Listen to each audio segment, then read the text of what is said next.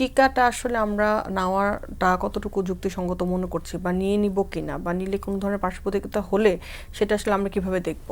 জি, ধন্যবাদ, খুব সুন্দর প্রশ্ন করেছেন। দেখেন, আমরা এই টেবিলে বসে আবার আর একটা আলোচনা একটু পূর্ব উল্লেখ করি। সেটা হচ্ছে বছর 4 আগে কোভিড হয়েছিল। তখন শুধু বাংলাদেশ না, বরং ইউরোপ এবং আমেরিকা ওই একই কথা বলছে। চিকিৎসা বিজ্ঞানে যারা অনেক বেশি দক্ষ বলে আমাদের মাথার ভেতরে ঢুকে আছে, সেইখানে এমন অবস্থা হলো যে মনে হয় মনুষ্য সভ্যতাটাই ধ্বংস হয়ে যাবে। এবং প্রত্যেকটা মানুষেরই, যারা এটা দেখছেন, তাদেরই কাছের বা দূরের কোনো নিকটাত্মীয় বা দূরের মাহারাই গেছেন অথবা বড় রকমভাবে আক্রান্ত হয়েছিলেন। এবং আমার কাছে মনে হচ্ছিল এটা কিছুই আর করার নাই।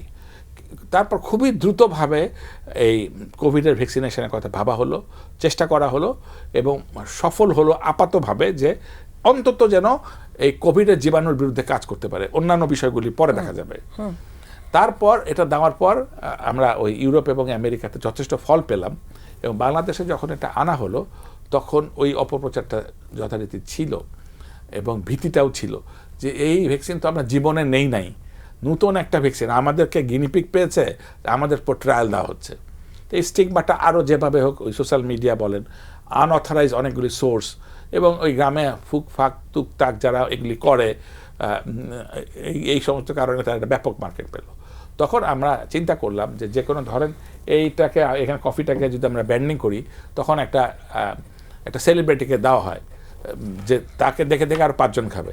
কিন্তু আমরা সিদ্ধান্ত নিলাম না, একজন চিকিৎসক নিজে যদি ভ্যাকসিন নেয়, এটা যখন সাধারণ লোক দেখবে তখন তাদের আস্থার জায়গাটা উদ্বুদ্ধ হবে। তো একটা পাইলট প্রজেক্ট করা হয় কুর্মিটোলা হাসপাতালে। আমরাও কম বেশি সেখানে ছিলাম। সেখানে টেলিভিশন, বাংলা ভিশন সহ সবাই, হাজার হাজার লাখ লাখ লোক দেখেছে যে ডে বাই ডে প্রতিদিন আমাদের আজকে 50 জন, কালকে 100 জন, এভাবে যখন নিচ্ছে তখন আস্থার জায়গাটা ফেরত আসলো। তখন মোটামুটি বাংলাদেশের অনেকেই এটা নেওয়া গেল। পরবর্তীতে আপনিও দেখেছেন, আমি দেখেছি, এমন হলো যে টিকা শিডিউলই পাওয়া যাচ্ছে না, অথচ প্রথম দিকে স্লট খালি খালি গেছে।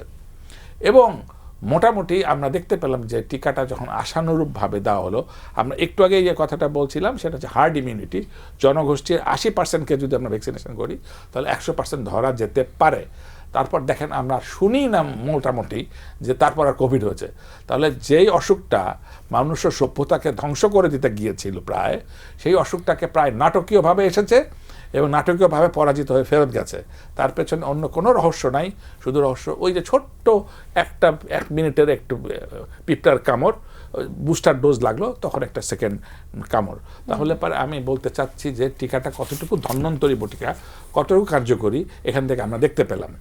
আমরা তো গরিব দেশ, আমরা অথবা যে কোনো মানুষ কি চাইবে যে আমার একটা অসুখ হোক, তারপর আমি চিকিৎসা করি, তারপর সেটা ভালো হোক? তাহলে সেটা আমি চাইবো নাকি একটি ভ্যাকসিনের একটি ডোজ, অথবা সর্বোচ্চ তাহলে ওই যে আপনি যেটা বললেন, চিকিৎসা বিজ্ঞানের ভৌত ভিত্তি তো ওই কথাটা যে prevention is better then cure. তাহলে আমরা এই প্রিভেন্টিভ মেডিসিনে যাব, আমরা ভ্যাকসিন নিব, আমরা নিজেরাই খেয়াল রাখবো, রাষ্ট্র পাশাপাশি খেয়াল রাখবে, গণমাধ্যম খেয়াল রাখবে, সমাজবিদ যারা আসছেন তারা খেয়াল রাখবেন, স্থপতিরা খেয়াল রাখবেন। একটা সমন্বিত ব্যবস্থা, এটা কম্প্রিহেন্সিভ আমাদের একটা অ্যাপ্রোচ থাকতে হবে,